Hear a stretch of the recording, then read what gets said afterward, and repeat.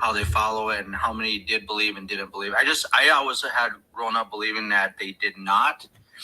And then somebody had mentioned this morning that there are a small subsect that do believe that. And I couldn't remember what, I think it was probably the term you just used, Messianic Jews. But so they're not so small. I wasn't sure. The Messianic movement, the Messianic Jewish movement is, I would say, bigger than Orthodoxy. But they aren't populated with Jews, like actual Jewish people. They're typically Gentiles who practice some sort of Jewish lifestyle, but they themselves aren't legally Jewish. But I would say there are more Messianic Jews than there are Orthodox Jews. Well, at least in America. Well, but they're not Messianic Jews. They usually call themselves Messianic Gentiles. I've never heard them call themselves Messianic Gentiles. Isn't that what Courtney calls herself? No, like she would consider. She calls herself Messianic. Yeah, but I think most Messianic individuals would identify as Messianic Jewish because they feel like they're grafted in somehow. I've never heard them call themselves Messianic Gentiles. They don't view themselves as Gentiles. They think they're royal priesthood under Jesus. Is that what Courtney considers herself? She calls herself Messianic, being that she talks to people who disagree with her more than the average person. Like she has to be extremely clear that she hasn't converted or doesn't have like a Jewish mother. So she'll say, no, I'm not halakhically Jewish, but she does identify as Israel. Like I think all Messianics. Torah, what's up with the hateful comments, man? What's up with the hateful comments? Come on. What do you mean?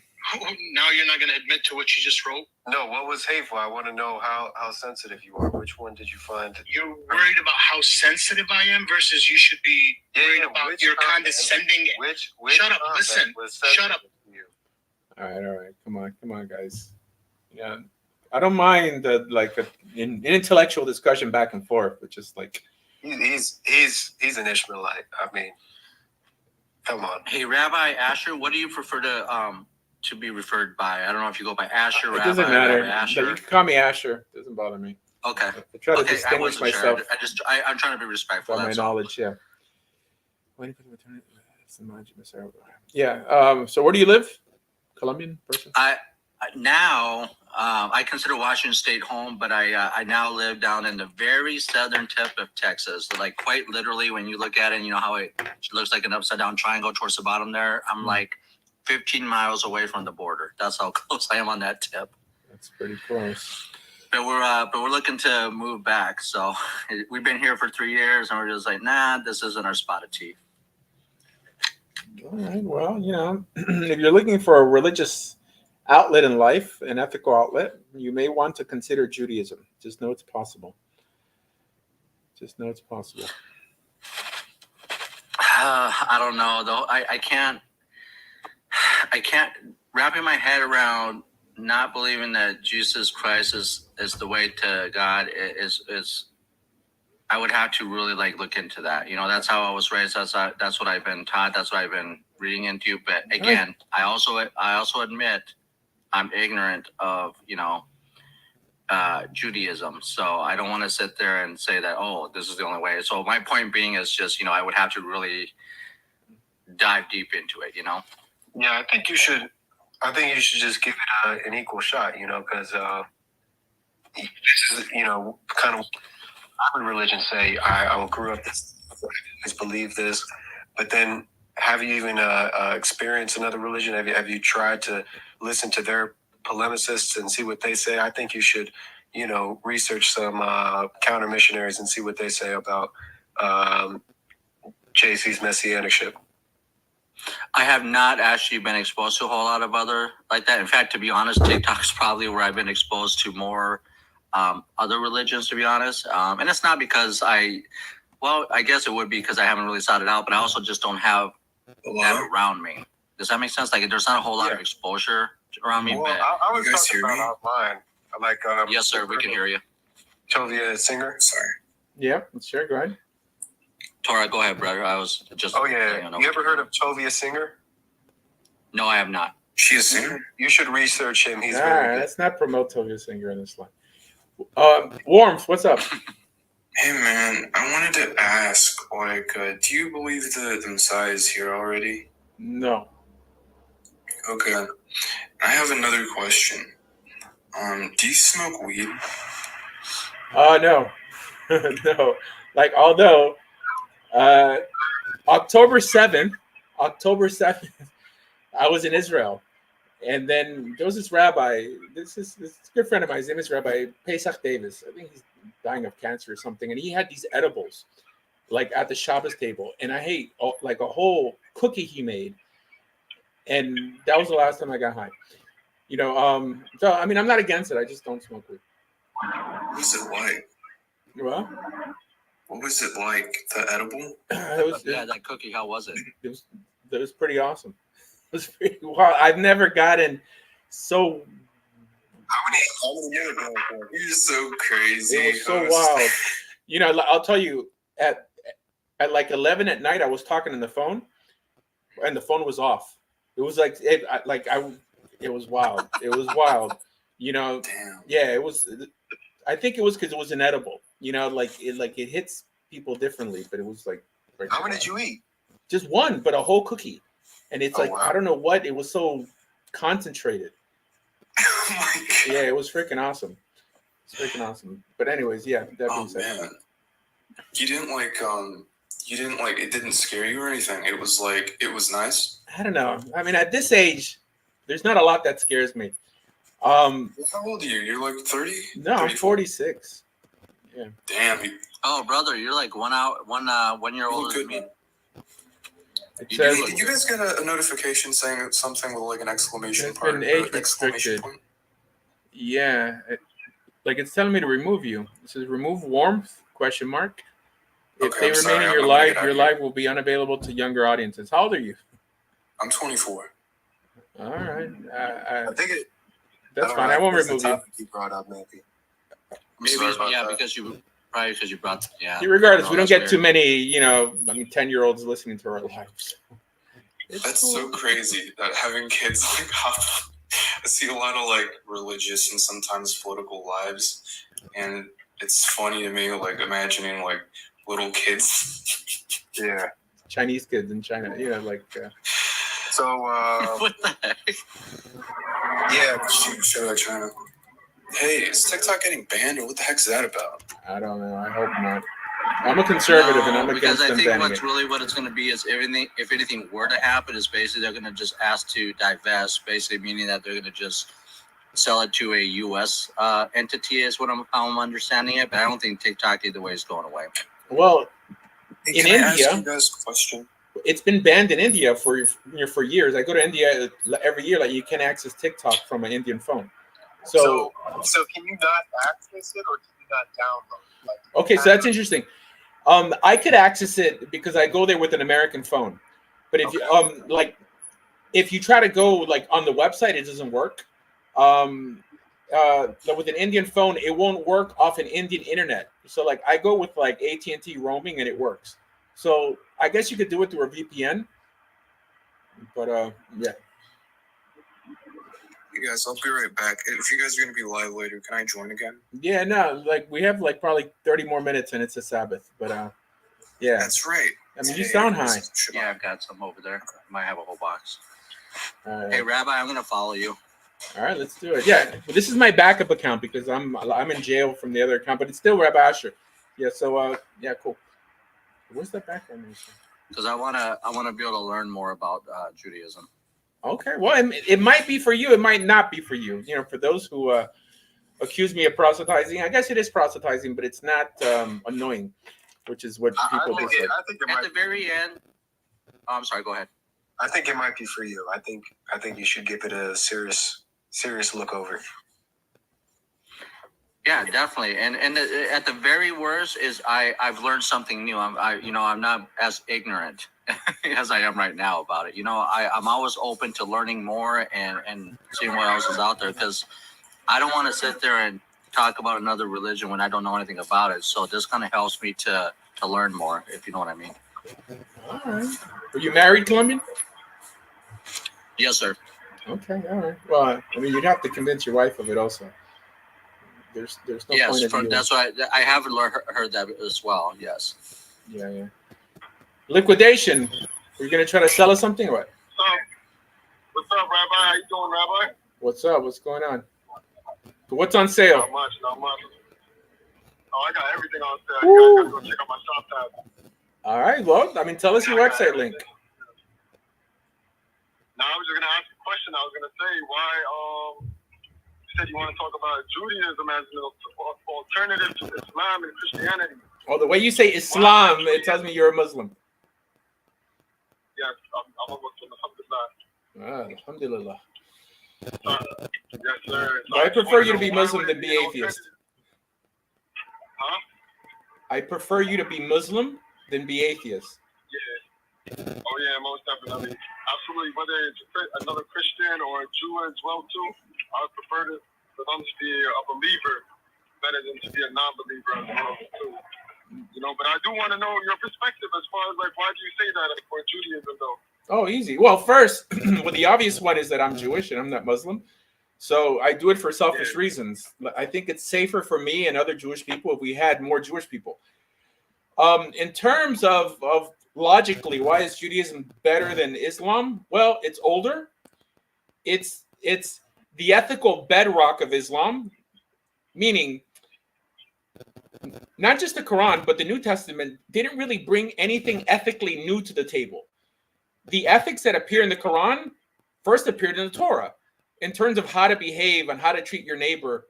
It didn't seem that the God in the Quran or Muhammad really had to come up with much, but narrative and metaphysics. That means they came up with a story, but in terms of how to be a good person on this planet, that already appeared in the Torah. So from that perspective, I think assuming everything was the same, right, I'd go with what's older.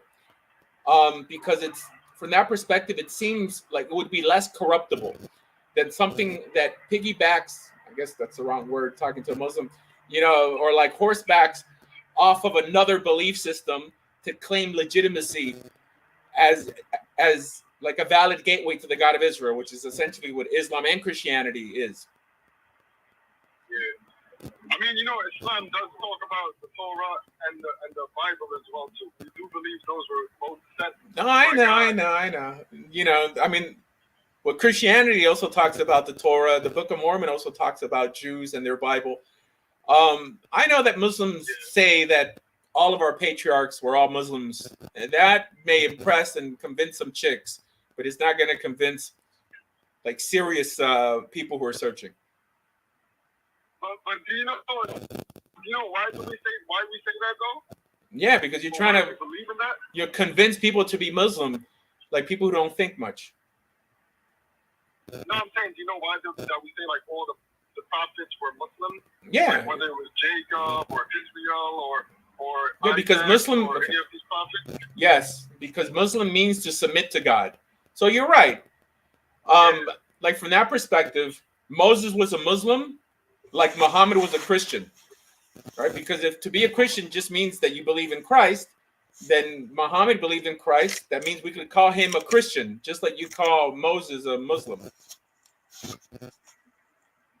I mean, if you say Christian as far as like the point of that we believe that he's the Messiah and he was born from the Virgin Mary, then yeah, you can say it in that point. But as far as like saying that we believe in the Trinity or that Jesus was God himself, then no, I wouldn't say that you could call Muhammad a Christian in that sense. Yeah, so in the same sense, if you want to say Moses was a Muslim just because he submitted to God, then that's cool. But in the sense that he believed in the Quran or said the Shahada, then no. So This is all going over my head. What? Yeah, look at this. Colombian, you don't understand it? You don't understand Oh yeah, and a lot of that stuff you guys just said, woo, right over my head, brothers. It's cool.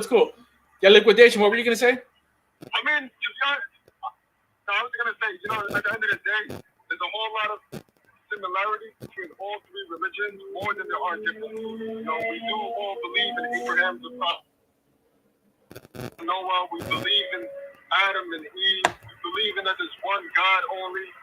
You know, there's only few minute differences that we have in our religion. And Islam, as far as from what we believe that Judaism was sent to the children of Israel. You know, and then it was really in an Islamic perspective, though. Like, we follow the morals of the 10 laws, the commandments that Moses was given. You know, we believe in those as well too. We believe in all the Torah, basically the laws. You know, but throughout history and throughout time, like the children of Israel, they corrupted the Torah and they changed. I don't know if it's certain things inside the Torah or it's like certain things that they've actually manipulated their own selves throughout time. You know, like basically like usury, you know, like interest and stuff like that. Like I know that, you know, a lot of Jewish people, you know, like they, you know, the usury was illegal for every single believer, but Jewish people made it illegal only towards one another only, and they was basically charging interest to the rest of the other people. You know, so that's in the stuff. That's in that sense, we believe that Jesus was sent to the children of Israel to guide them from their misguidance, from the corruption that they were given, from the corruption that they were doing. And then, you know, then the children of Israel basically denied Jesus Christ. They denied the Virgin Mary. They tried calling him a blasphemer and all this other stuff. You know, and then they tried to kill him. And then God basically saved him. And, you know, we believe that he's the Messiah as well, too. So, Okay.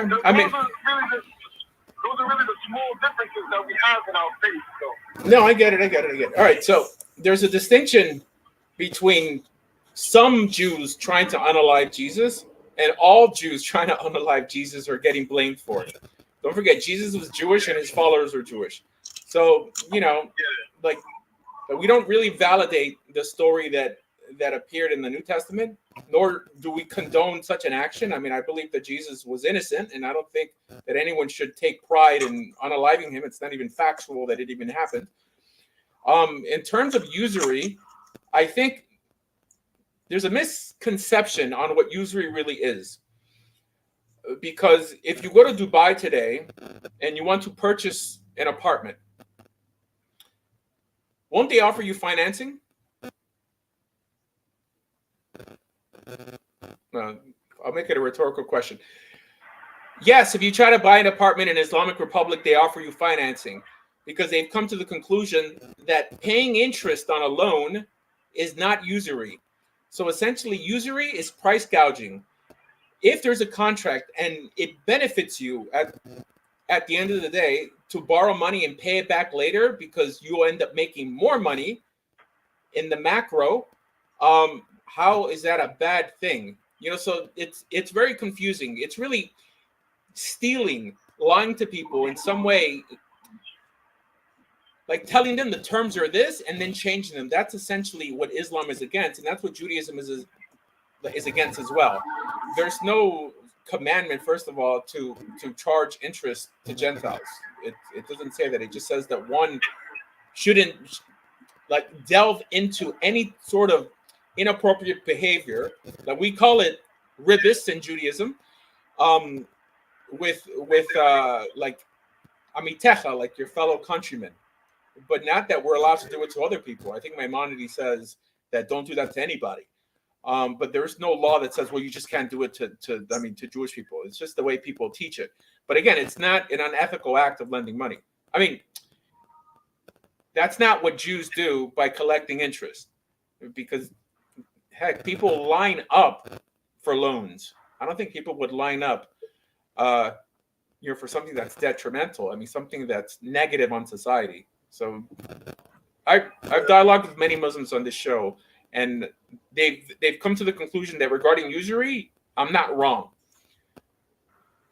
But what else did you say? Like in terms of Jews corrupting their scriptures, that's part of Islam. I mean, Islam believes that, but it's part of the Islamic creed. So it's your word against ours. I understand, but it really isn't even about changing or corrupting the Torah, but it's more of like writing books with your own hands. So like Talmud and some other books that may have been written by man, they came together and they wrote down their own opinions and they wrote down their own thoughts and they interpreted the Torah in the wrong ways. And that's why, and us as Muslims, like, we believe that Jesus was sent the gospel to interpret the correct way to the children of Israel at the time. Yeah. You know, so Yeah, that's part of your religion. that was kind of like the whole story with Jesus Christ at the time. Yeah. Huh? No, that's part of your religion. That's what Islam teaches. We can't concur. We can't like verify that. In terms of the Talmud, Jews who are knowledgeable don't walk around saying that the Talmud's from God. I mean, the Talmud's there to introduce Jewish law, and the bulk of the Talmud is folklore and legend. We don't hold by the majority of the Talmud, just the legal portions. But I don't. I mean, I'm trying to think, what law do Muslims claim that Jews corrupted? Right. Oh, I guess usury. But I mean, I think I just explained how that's not really thought through.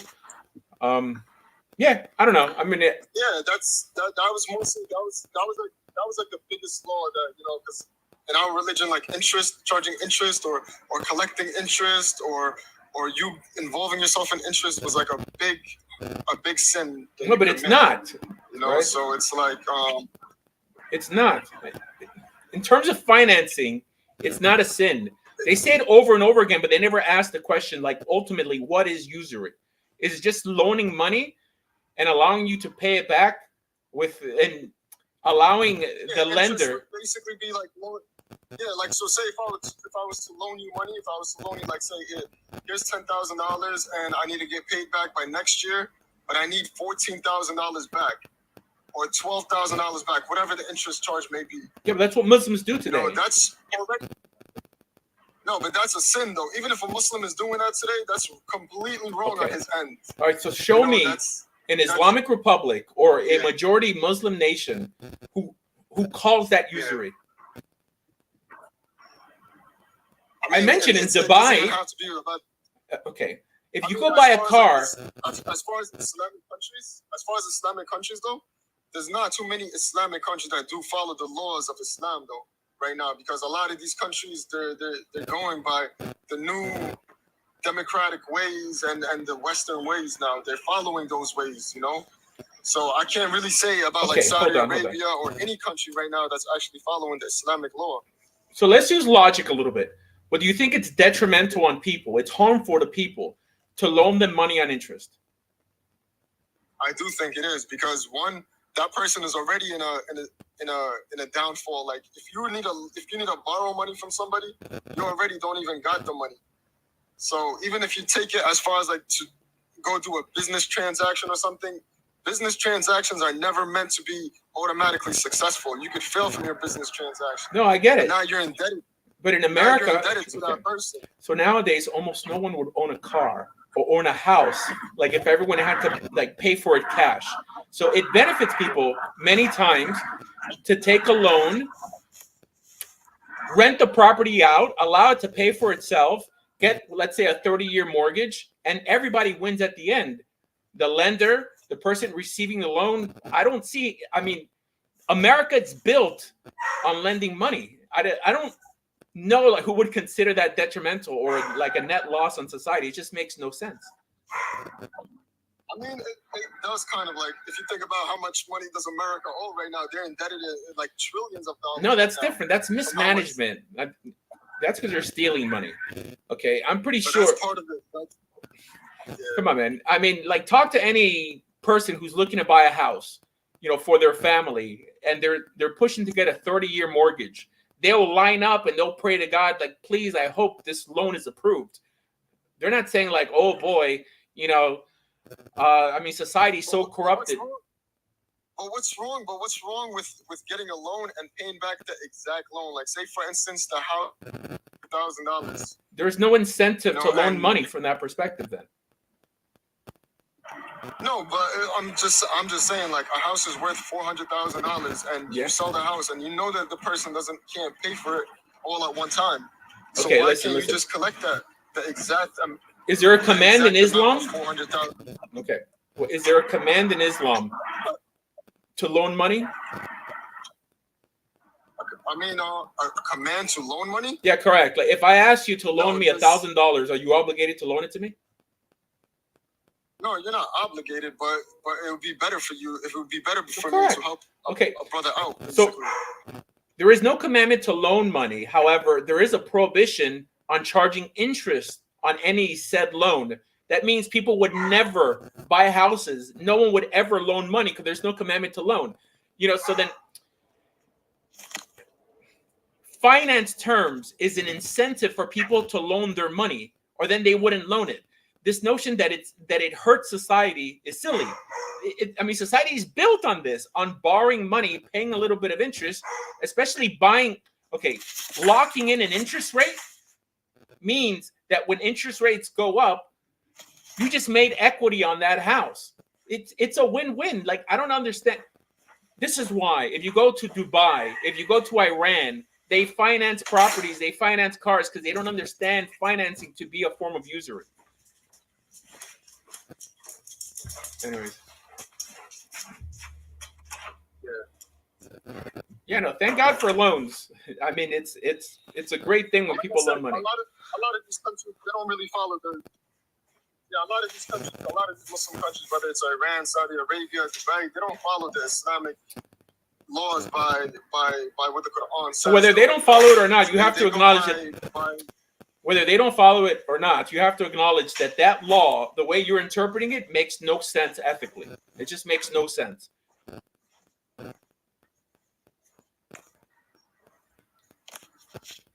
You rent. I mean, from a worldly perspective, as far as like a financial perspective, I understand what you're saying. You know what I mean? Like, everybody's gonna look at it like in a business. Like, oh, I need to make money off of my money. I don't want to just give somebody $10,000 and make nothing back from it. Yeah, but you're doing them a favor. But in that sense as well, too. That's too much power for. No, I understand, but that's too much power in a person's hand, though. In a single person's hand, that's you're trying to reason it, but okay. That's why this Islam came and balanced everything out, basically. You're trying to make logic, like some sense out of it, but it makes absolutely no sense. I'm not trying to reason. I'm not.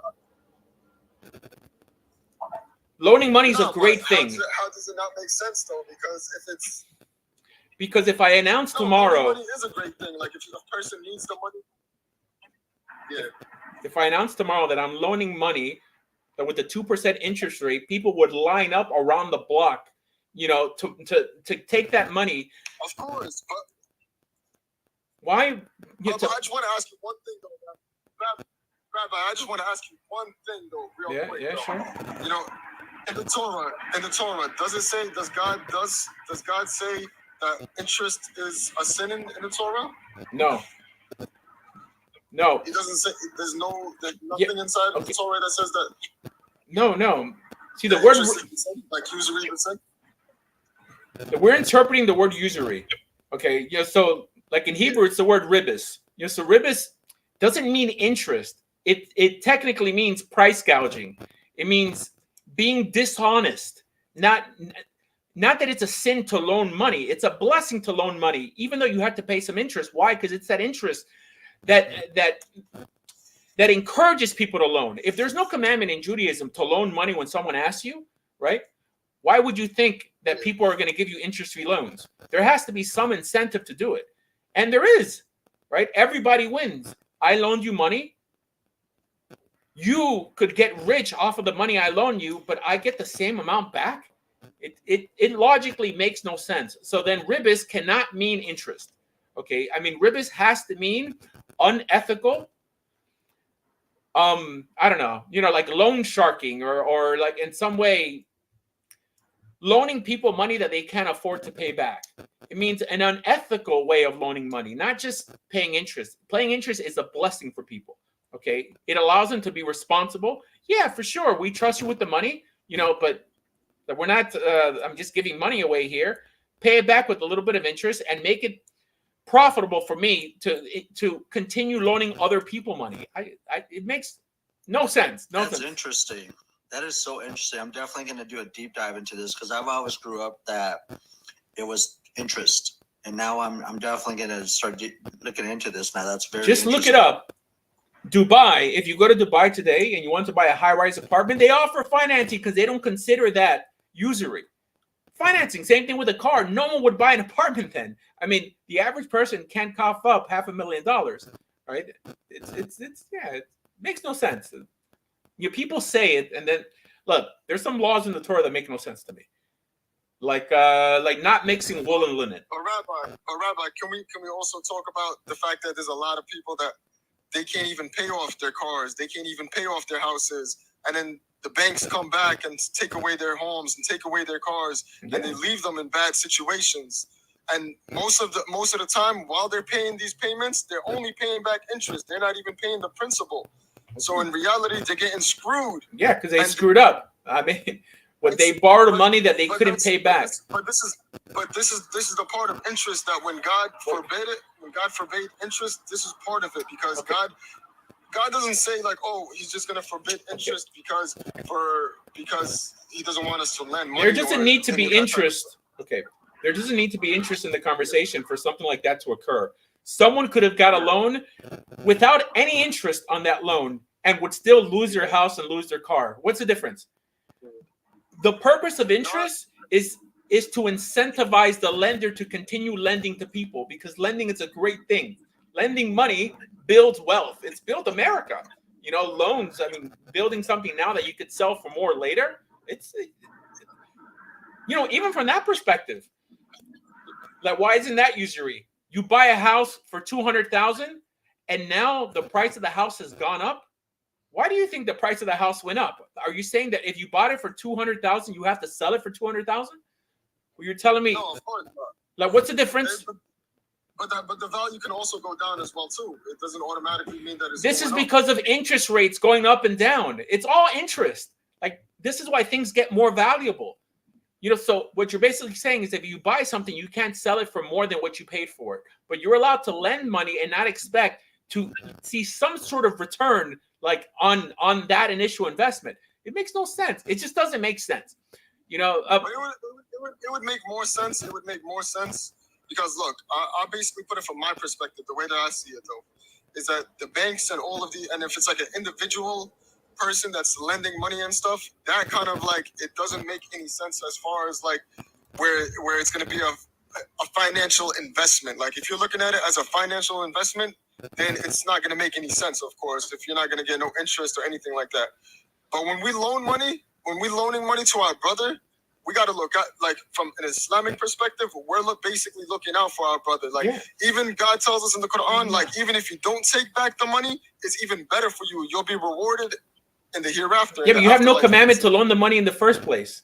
So there's no commandment. No, that's what I mean. If you have no obligation to loan the money. No, but in a true Islamic society, though, like, basically it would be the government that would be in control of this instead of it being like an individual, because an individual can take advantage of other people, like the same way that these big banks are. These banks are not owned by the government or anything. These banks are owned by individual people that they loan out this money. They lend out all of this money. They take people's money. Wait. Reuse it. Okay. So then, I mean, I already know whether you didn't vote for Donald Trump. Okay. I'll tell you why.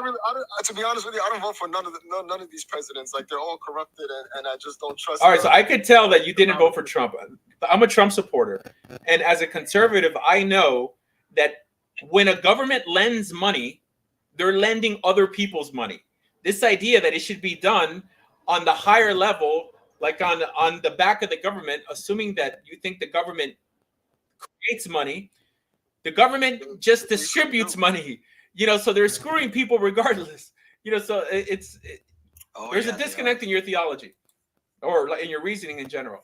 You're welcome, Felipe. What's up? Welcome, Rabbi Asher. So, can I ask a question? Yeah, go ahead. So, I've asked about it in the chat, the TikTok chat in the past, and I didn't like your answer, so I would like to go on a little more.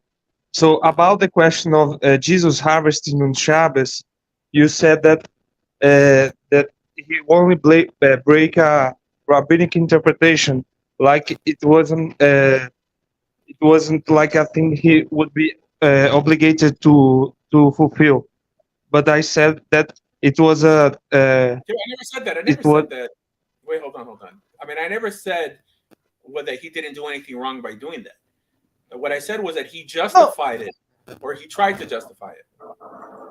I understand, but Pastor, I gotta attend to a lice treatment, but thank you All for right. letting me up here, brother. Yeah, no and I'll problem. be following you. Thank you. Yeah, no problem. Yeah, go ahead, Felipe. Sorry. I'm trying to say that you try to make it seem like a light issue that he break. It's like it was just a rabbinic commandment, but it wasn't. It was a biblical commandment. I know that was a rabbinic interpretation, but it was like a Deoraisa law, like Okay. justifying the parashat of him, like yourself justifies. Okay.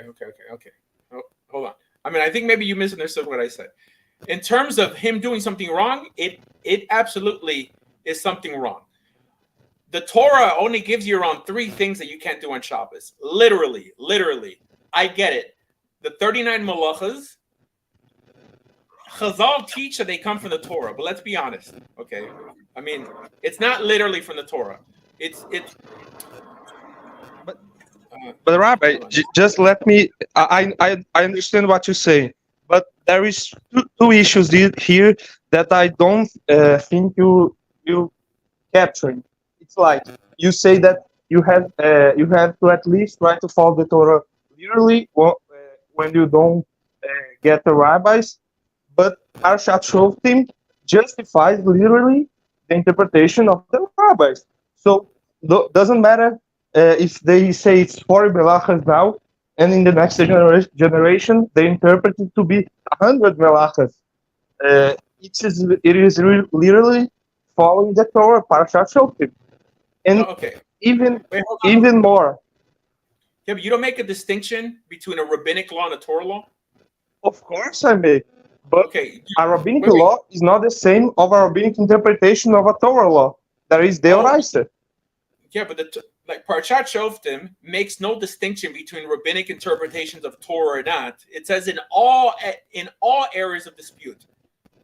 It just says lo tasur, like don't stray from the right to the left of what they instruct you.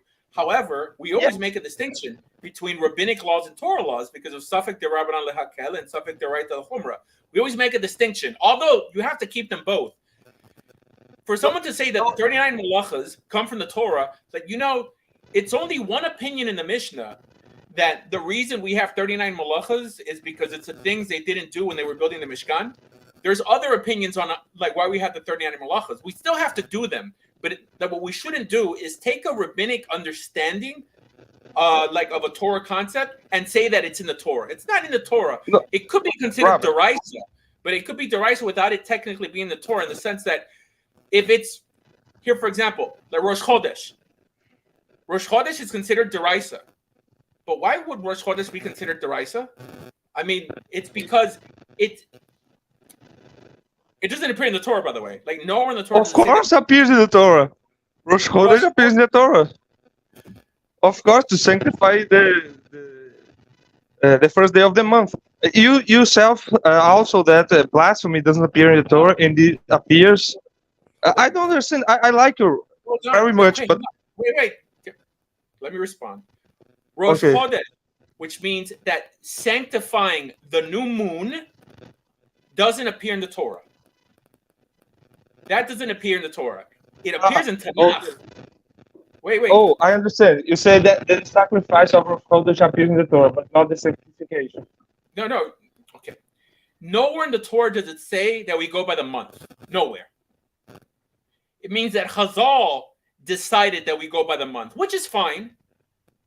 We consider Rosh Chodesh a Torah command. Why? Because it addresses Torah issues. There's no way to keep any Shabbaton without it. There's no way to keep Shabbat without the 39 malachas. So it carries the weight of a deraisa. However, to be honest, it's not literally there.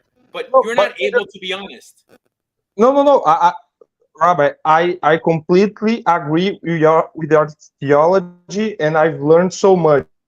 What I'm trying to say is that a rabbinical mitzvah is different in the sense of like a mamish rabbinic mitzvah from a deoraisa mitzvah that is a rabbinic interpretation of a Torah law, like what is a melacha. It's a fully Torah law, and even though it's not in the Torah, it's in the Torah. There's no such thing as a rabbinic. there's prohibition halakha. about. Yeah. Of course. Yes, halakha, rabbinic halakha. You mean mixing A mitzvah? fowl and milk. Forbidden Right. to eat fowl and milk. It's a rabbinic mitzvah, right? Wait. Okay. No, wait. Okay. First of all, a mitzvah means that it's a commandment in the Torah. There's no such thing as a rabbinic mitzvah. I understand that the rabbi said that there's 7 rabbinical mitzvot. Incorrectly, they said this. The only reason they said this is because there's 7 enactments by Chazal that have a bracha on them. That's the only reason. Why is there a bracha for lighting Hanukkah candle, like Hanukkah candles? Why? I mean, it shouldn't be. Why? Because it says Asher Kedishanu b'mitzvotav v'tzivanu. Like, when did God ever command us to light Hanukkah candles? So the Rambam says there exactly what he said. But the Rambam says that because, right, Parashat Shoftim, that because God told you to listen to the sages, it's like by listening to them, it's like you're listening to God. But that's dishonest. The Rambam had an issue with that, clearly, because he asked. What?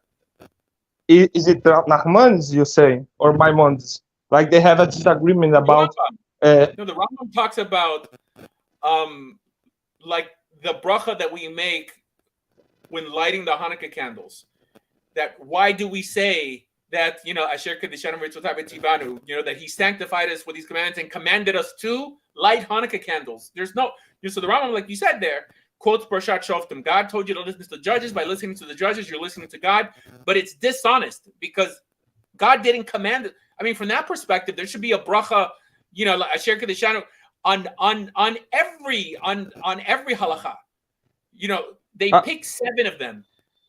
I think like I understand. I'm just saying, like the Rambam says that the oral law is divided in 4 categories: rabbinic laws, deoraisa, like interpretation of the courts of that generation about some Torah law. Like you say, the melacha could be another melachas from the time of Chazal if another court would rise up and have a different interpretation. And that's what I'm trying to distinguish. Like the melacha is a rabbinic interpretation, but it carries the weight of a Torah law, not only because Parashat Shoftim, but because it's different from a rabbinic law, like, I don't know, washing hands. So it's not like Jesus just broke a rabbinic law. He broke a Torah law. No, I know. I mean, I didn't just say that. I never said that he just broke a rabbinic law. I never said that. I always make a distinction between rabbinic interpretations of mitzvot, right? As a matter of fact, a later Sanhedrin cannot change a rabbinic interpretation to a Torah law. I mean, they can't say that you're allowed to eat milk with meat. Yeah, but they could change, like the 2-day Yontiv or any other rabbinic law. I mean, heck, even Hanukkah they could technically change. I guess if as long as they don't hold the notion that it's for sure. But it's just rabbinic. Yeah, but we have to be honest and stop saying that it's from the Torah, because it's not from the Torah. It's a rabbinic interpretation. So it's ultimately rabbinic. They carry the weight of the Torah law. Right, but I don't understand. You say like there is a difference between taking the Torah literally and taking the Torah with a rabbinic interpretation. But if Parashat Shoftim, the literal interpretation is of following the interpretation of the rabbis, so taking the Torah literally is taking the interpretation of the rabbis. At least on the Doraisa law. I'm not making even the point about rabbinic law. I'm just making the point about the Doraisa law. I don't understand. I mean, I never said that wait. You're saying that if we take the Torah literally, that includes rabbinic interpretation to the verses in the Torah. That I disagree with. I think that you could take the Torah literally, at least from an ethical perspective, and not rely on the rabbis. Now, there's halakha. That means they can adjudicate you for, but you can't lie and say that even. Hey, look, Chazal can't do what whatever about Parashat Shoftim? No, I understand Parshat Shoftim, but that doesn't allow someone to call something Torah when it's not Torah. Legally, But it you're is. Melacha is forbidding the Torah literally. It is that. The definition of a melacha is the dispute. Yes. Okay. Like The melachot melach is are there. prohibited. What is The question is, what's a malacha? Okay. I mean, Yes.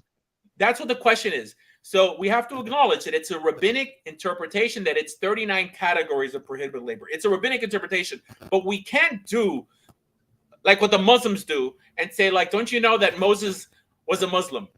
Saying, like, don't you know the 39 melachot is literally in the Torah? You know, make a distinction. I do make that distinction. I'm just saying that you can't say that the perspective is to me that you make the distinction between rabbinic law and Torah law, but even though, even to the extent of Torah law with a rabbinic interpretation is different from a rabbinic law. That's obvious. I never said that. Like, I never said that.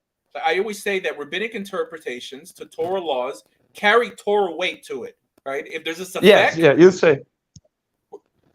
If there's a safek, you go lechumra, right? For sure, 100%. However, it's still rabbinic. You know, so I'll tell you, I made a video once, like about going to the mikvah, right? The Rambam writes clear in Hilchot Mikvahot, like he says that according to the Torah, any body of water counts as a mikvah. Okay. But we know that according to halacha, like you need 40 sa, you know, there's all these like requirements. So then I had this idea. If there was someone who had to go like to the mikvah, but had no other choice ever. I mean, they're not going to have a kosher mikvah. They live in the desert, whatever, but they have a little body of water. Is it better, you know, for them to forsake the Torah command because they can't keep it according to the rabbinic interpretation, or to at least try to keep it like the Torah says to keep it? What do you think? What I'm saying is trying to respond to that point that I've heard. I've watched all your video, Rabbi. I love it so much, but it's trying to respond to this claim about making a distinction between Rabbi Mizrahi is a dummy because he says that there is no such thing as understanding the Torah without the oral law. You say that you can understand the Torah without the oral law. I agree. Correct. But there is Parshat Shoftim that says literally that you have to listen to the rabbis. So there's a question, what's a melacha, for example? So there's no such thing as taking the Torah literally without the oral law, because taking the Torah literally is taking Parshat Shoftim literally.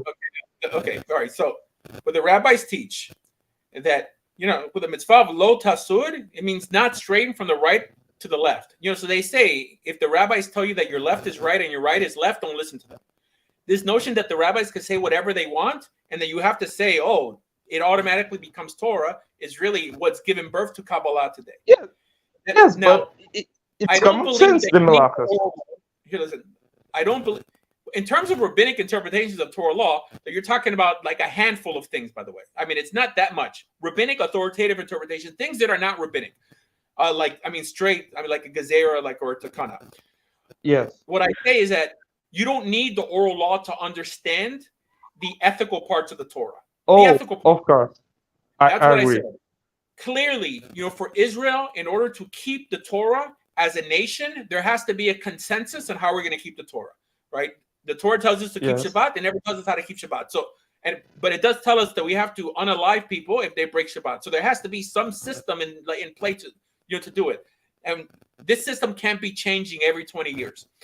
Okay, but that's not, you know, when we say this in front of people who are not Jewish, they think like you're saying like, I can't understand the Bible outside of what the rabbis teach. Then like, why don't we just follow the rabbis and not follow the Bible? It just sounds stupid. It's clearly what the Torah says, that in areas of dispute, that means things that could be debated on, go to the place that God will choose, right? I mean, the base of Bechira, and then they will give you the Torah. They'll give you instruction, right? And don't stray from the instructions they give you. But that's only in things that are not clear. Only on things that are not clear. Things, it says, if there's discussion and debates among your gates, right? I mean, Yes. it's not. It's a silly statement to say that you can't understand the Torah without the oral law. That's a silly statement. I agree. I agree. Okay, but the I'm reason they just. say that is to sound more religious and more backward. They think that the more backward you sound, the more religious you sound. But let me just put the other part of my argument would be, even if you take the Torah literally on the first point, there is just a handful of melachas mentioned specifically in the Torah. One of them is harvesting. In the Exodus 16, about they saying the Israelites couldn't harvest, collect any, I don't know how you call manna, to and cook in water.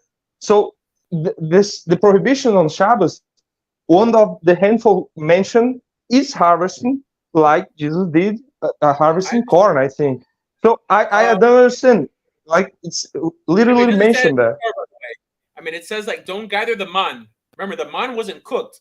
I mean, they just ate the man, and it wasn't processed. But it says you can do whatever you want, like harvesting and cook. I know that it wasn't cooked, but it says there, Exodus 16, that you can cook whatever you want in water, but not on the Shabbos. So it's clearly cited that cooking, harvesting, and lighting fire, kindling fire. So, okay, hold on. Like, show me where it says that you can't cook. Like, the act of cooking is prohibited. That's not in the Torah. Maybe kindling fire to cook. No, of course it is. You said about the cooking is only forbidden when there is fire to heat the water, that the hot waters of Tiberias they could cook. I do even think that there is the source that it says about cooking on fire. Let me see. There is no source in the Mishnah that prohibits cooking on Shabbat. Like, just stam cooking. I mean, I gave you the example of cooking with the sun, cooking with the hot waters of Tiberia. You know, so they had to create what's called a shvut, a prohibition, lest people think that you cooked with fire. The act of cooking wasn't prohibited on Shabbos. The average person doesn't know what's prohibited and what's, I mean, they think that. Right. But just let me cite. I'm with my Bible here. Exodus 16, verse 23. They answered him, that was the Lord said, tomorrow is a resting day, the holy Shabbos to the Lord. Whatever you want to cook on fire, on the furnace, you shall cook. Whatever you want to cook in water, you shall cook. And whatever it's left, you have to keep separated for tomorrow morning. I'm just sorry, I didn't get the English version. I just translate. But see, it's Exodus 16, verse 23. Yeah, no, there's no prohibition on cooking there. It's cooking with the fire. It's cooking. The only way they could cook back then was cook. Okay, so then, well, you disagree with Chazal then? Of course, I understand. It's just cooking with fire, not cooking stem. I agree. I've heard of you about it. It's very interesting. I think that is the source. That it explicitly says cooking in fire. Yeah, I mean, it's only cooking with fire. Anyways, I mean, there's a debate. I mean, some people say it, like cooking with electricity like doesn't like apply to that. But yes. Anyways, guys, I mean, it's like. Okay. Yeah, thank you, Robert. Thanks for your attention. All right. But you're from Brazil? Yes. Where in Brazil? Yeah, it is like the state above Rio de Janeiro. It's called Espírito Santo, in English, Holy Spirit. Oh, I lived in Brazil for 2 months. I lived in São Paulo. Genópolis. Yeah, well.